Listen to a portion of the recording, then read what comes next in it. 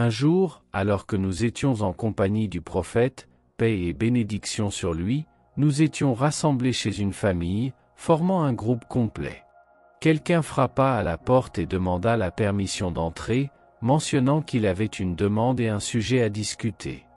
À ce moment-là, tous les yeux se tournèrent vers le visage du prophète, qui était toujours le centre de l'attention.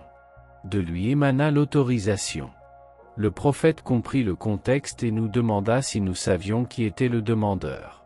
Nous répondîmes tous en même temps, « Allah et son prophète savent mieux. » Le prophète déclara, « C'est l'imbécile, l'adversaire d'Allah, le diable, sur qui tombe la malédiction d'Allah. » Omar, sans tarder, s'exclama, « Ô messager d'Allah, laisse-moi en finir avec lui. » Cependant, le prophète, paix et bénédiction sur lui, ne lui donna pas la permission et répondit, « Attends, Omar. Ne te souviens-tu pas qu'il a un délai jusqu'à une certaine date?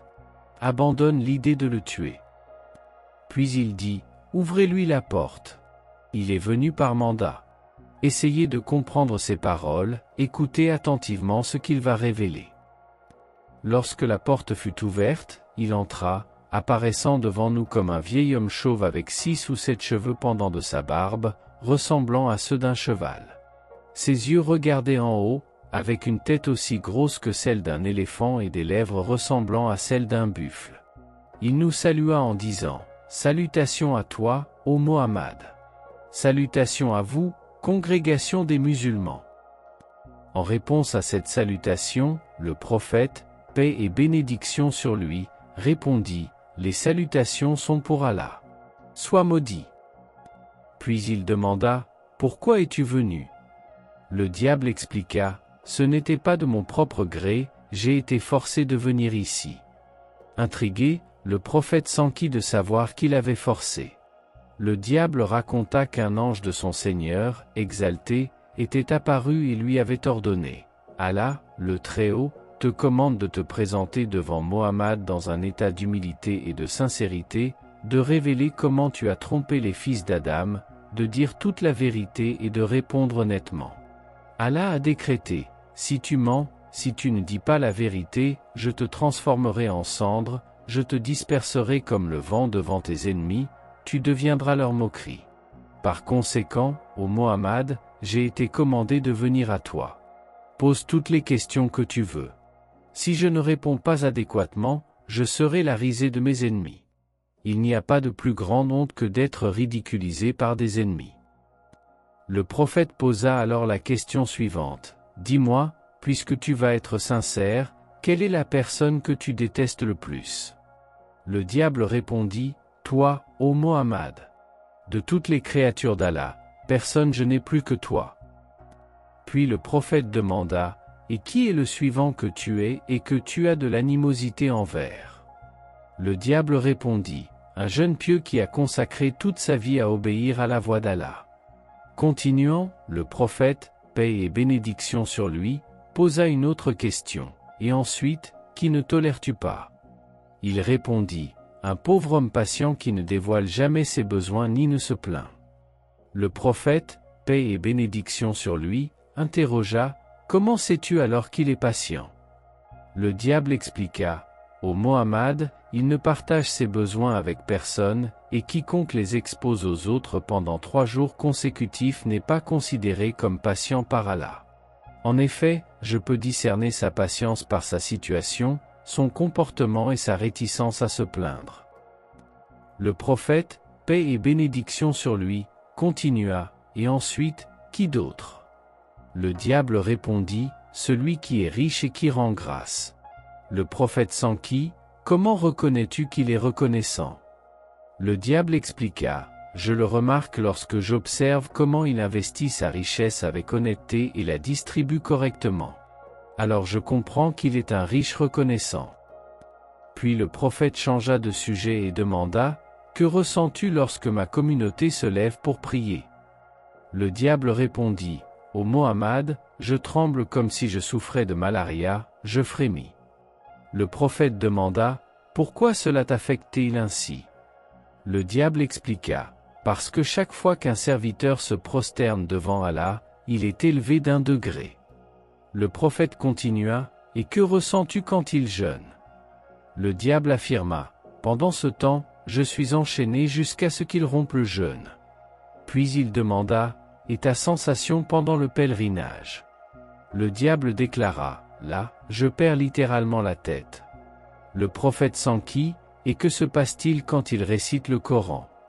Le diable avoua, « À ce moment-là, je fonds comme si j'étais du plomb fondu par le feu. » Enfin, le prophète s'enquit, « Et tes sentiments quand il donne l'aumône ?» Le diable raconta, « À ces moments-là, ma condition devient extrêmement difficile, c'est comme si quelqu'un me sciait en deux. » Le prophète questionna, « Pourquoi te sens-tu coupé ainsi ?» Le diable répondit, « Permets-moi d'expliquer, » et il commença à raconter, parce que l'aumône apporte 4 avantages, Allah, le Très-Haut, accorde des bénédictions aux donateurs, l'aumône rend l'individu aimé de sa communauté, Allah, le Très-Haut, établit un voile entre cette personne et l'enfer, et Allah, le Très-Haut, le délivre des épreuves, des adversités et des afflictions. Après cela, le prophète, paix et bénédiction sur lui, s'enquit de ses compagnons, « Que pensez-vous d'Abou Bakr ?» Le diable répondit, « Il ne m'a jamais suivi, même pas au temps de l'ignorance. Comment pourrait-il me suivre après sa conversion à l'islam ?» Le prophète, paix et bénédiction sur lui, demanda, « Et que dis-tu de Omar ibn al-Khattab ?»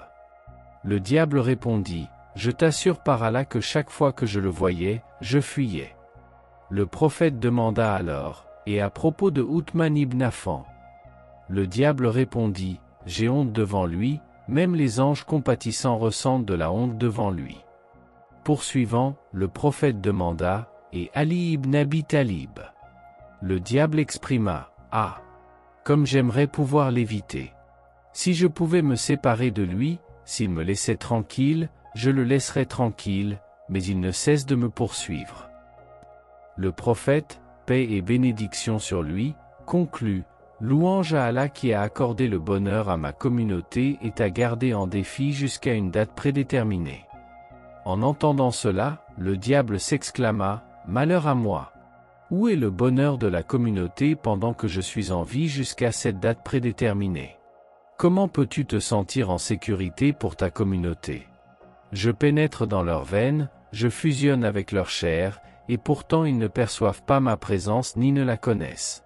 Par Allah qui m'a créé et m'a accordé un sursis jusqu'au jour du jugement, je les égarerai tous, les ignorants et les sages, les illettrés et les lettrés, les méchants et les vertueux. En bref, aucun d'eux ne peut m'échapper, cependant, les véritables serviteurs dévoués d'Allah, non, je ne peux pas les égarer. » Le prophète, paix et bénédiction sur lui, demanda alors, « Selon toi, qui sont ces serviteurs sincères et dévoués ?» Le diable expliqua, « Ne sais-tu pas, ô Mohammed, que quiconque aime sa richesse en or et en argent n'a pas de sincérité envers Allah. Quand je vois quelqu'un qui n'est attaché ni à l'argent ni aux louanges, alors je reconnais sa sincérité et je le laisse tranquille. Une personne qui adore sa richesse et cherche les louanges reste attachée à ses désirs mondains. Tant que son amour pour ces choses persiste, elle est parmi ceux qui me suivent le plus. » Le diable expliqua en outre qu'il a 70 000 descendants, chacun ayant une tâche spécifique, et chaque descendant commande à son tour 70 000 démons différents. Des démons sont assignés à différents groupes, certains aux sages, d'autres aux jeunes et d'autres aux personnes âgées. En ce qui concerne les jeunes, il mentionna qu'ils s'entendent bien avec eux, et avec les enfants, ils jouent tout à leur gré. Certains démons sont chargés des adorateurs, d'autres des commerçants, s'infiltrant parmi eux et les menant d'un état à un autre jusqu'à ce qu'ils blasphèment, les privant ainsi de leur sincérité. Ensuite, le diable raconta l'histoire d'un moine qui avait été trompé, disant, « Ne sais-tu pas, ô Mohammed, que le moine Barsissa adorait Allah sincèrement pendant 70 ans. Après ses actes de dévotion, il avait atteint un tel niveau de sincérité que chaque prière de guérison qu'il faisait était exaucée. J'étais toujours à ses côtés. Il commit l'adultère, il commit un meurtre, et finalement il renonça à sa foi. C'est de lui qu'Allah, le Très-Haut, parle ainsi dans le noble Coran. Ils sont comme Satan quand il dit à l'homme, M'écroit. Mais quand il m'écroit, il dit, je me désavoue de toi, je crains Allah, le Seigneur des mondes. C'est ainsi que l'art des méchants lui sembla vrai. Ensuite, le diable se concentra sur certains des vices humains et expliqua comment il en profite. Le mensonge, ne sais-tu pas, ô Mohammed, que le mensonge fait partie de moi et que j'étais le premier menteur? Quiconque ment devient mon ami. Quiconque jure faussement au nom d'Allah devient mon bien-aimé. Ne sais-tu pas, ô Mohammed, que j'ai juré à Adam et Ève un faux serment au nom d'Allah? Je leur ai dit, en vérité, je vous conseille. Je l'ai fait parce que j'apprécie le mensonge. La calomnie, quant à la calomnie et à l'espionnage, ce sont aussi mes fruits et ma joie. Le serment de divorce, quiconque jure sur le divorce doit craindre qu'il soit pécheur, que ce soit une seule fois ou pour quelque chose de vrai. Quiconque prononce le mot de divorce rend sa femme illégitime jusqu'à ce que la vérité soit établie dans cette affaire. Les enfants qu'ils auront jusqu'au jour du jugement seront tous illégitimes à cause de ce mot de divorce prononcé. Ils iront tous en enfer à cause de ce mot. La prière, en ce qui concerne la personne qui retarde sa prière, laisse-moi expliquer comment j'agis. Chaque fois qu'elle essaie de se lever pour prier, je l'attrape et lui murmure. Ce n'est pas encore le moment, tu es occupé maintenant, occupe-toi de tes affaires pour le moment, tu pourras prier plus tard. Ainsi, elle retarde sa prière en dehors du temps approprié, et par conséquent sa prière est rejetée. Si cette personne persiste et est constante dans la prière, j'envoie un démon humain pour l'empêcher de prier à l'heure. Si elle me surmonte encore, alors je cherche à perturber sa concentration pendant la prière. Je lui murmure, regarde à droite, regarde à gauche. Si elle obéit, je caresse son visage, l'embrasse sur le front, puis lui dis, tu as fait quelque chose de très mal. Ainsi, je perturbe sa paix d'esprit. Tu sais aussi, ô Mohammed, que quiconque regarde trop à droite et à gauche pendant la prière, Allah n'accepte pas sa prière. Si je suis encore vaincu, je vais vers elle quand elle prie seule et je lui ordonne de se dépêcher. Ensuite, elle commence à prier rapidement comme un coq grattant le sol à la recherche de quelque chose. Si je suis encore en échec, lorsqu'elle prie en congrégation, je me tiens à ses côtés, mets un tissu sur sa tête devant l'imam et lui fais lever la tête avant l'imam. Si cela échoue, je l'incite à faire la sujude et le roukou avant l'imam. C'est pourquoi, le jour du jugement, Allah transformera sa tête en une tête d'âne. Si cette personne me surmonte même dans cela, je lui ordonne de claquer des doigts pendant la prière, inconsciemment, l'une de celles qui me glorifie.